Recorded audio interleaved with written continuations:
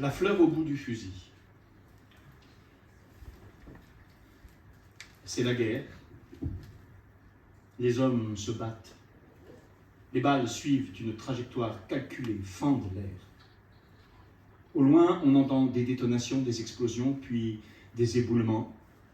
Les oreilles sifflent, les cœurs palpitent, les mains se crispent sur les fusils, les doigts glissent sur les détentes. La poussière qui couvre les visages étouffe les bouches, trouble la vue. C'est un monde qui semble figé, comme emprisonné entre des liens faits d'angoisse, de haine et de terreur. Les morts, couchés au sol, face contre terre ou les yeux tournés vers le ciel sans lumière, ont l'étrange aspect de statues de pierre, sans esprit, que personne ne pleure, n'enterre ou ne considère. Puis, une chose apparaît, qui semble voler, une chose légère, blanche, belle, une chose qui contraste étrangement avec cette atmosphère si pesante. Elle étonne par sa langueur.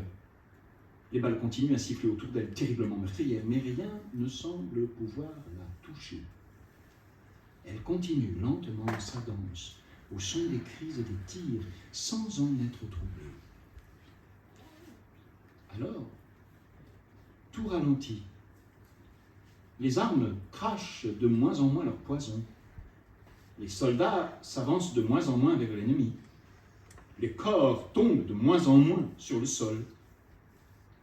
Tous ont les yeux fixés sur cette merveille de la nature. Une plume. Un oiseau ou un ange vole encore au-dessus d'eux, veillant sur leur âme. L'espoir est encore permis. La plume se pose enfin sur le sol et le blanc devient rouge. Au contact du bitume, elle se gorge du sang des hommes, de leur douleur, de leur terreur. Elle perd peu à peu sa pureté, et c'est ainsi que le soldat se souvient de quelle manière il a perdu la sienne, de quelle manière il est devenu ce qu'il est, un être sans esprit, tuant machinalement, un homme qui a perdu toute forme d'humanité.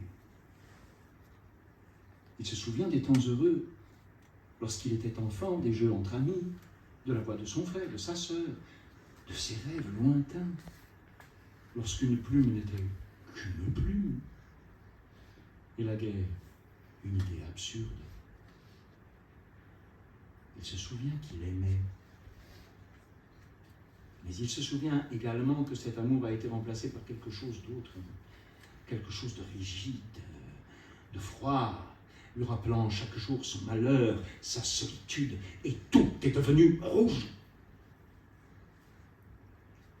Alors il ose enfin regarder ceux qu'il doit tuer, affronter le regard de ceux qu'il a pour ordre d'exécuter, et voit son reflet dans les yeux de ses ennemis, des visages familiers sur ceux qu'il doit abattre.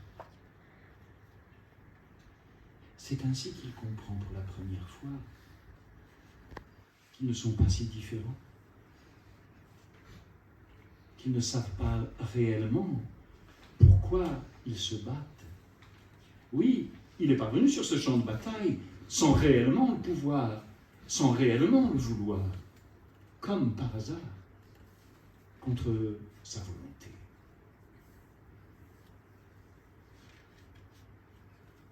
Le trouble laisse place à un silence apaisant.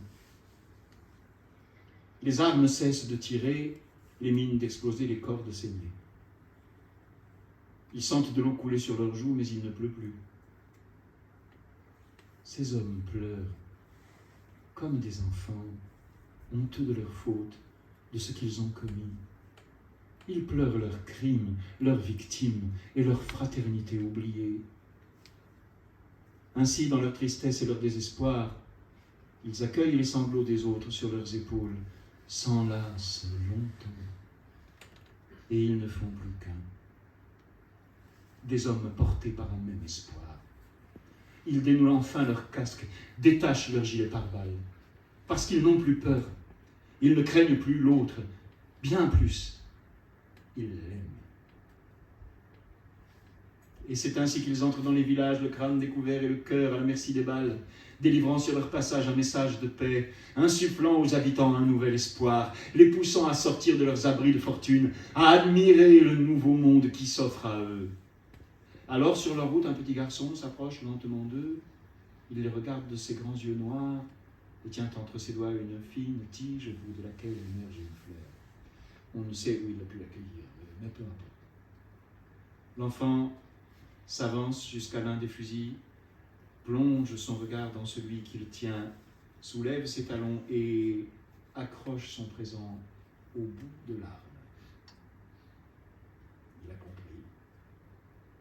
Il a compris que maintenant il a le droit de chanter haut et fort, de jouer dans le jardin, de danser devant la maison, que les grands ne diront plus rien, parce que les grands ne sont plus tristes ni en colère. Ils sont juste heureux d'être ensemble.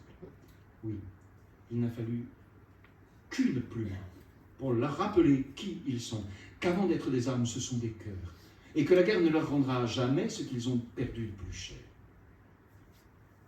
Pensez qu'un jour, un conflit pourra être résolu par des morts, des blessés et des vies détruites est la pire erreur de notre humanité. Nous ne pouvons espérer la paix par la violence. Il n'a fallu qu'une petite chose, si anodine, si discrète soit-elle, pour mettre fin à tant de brutalité. Oui, il n'a fallu qu'un peu de douceur pour tout changer.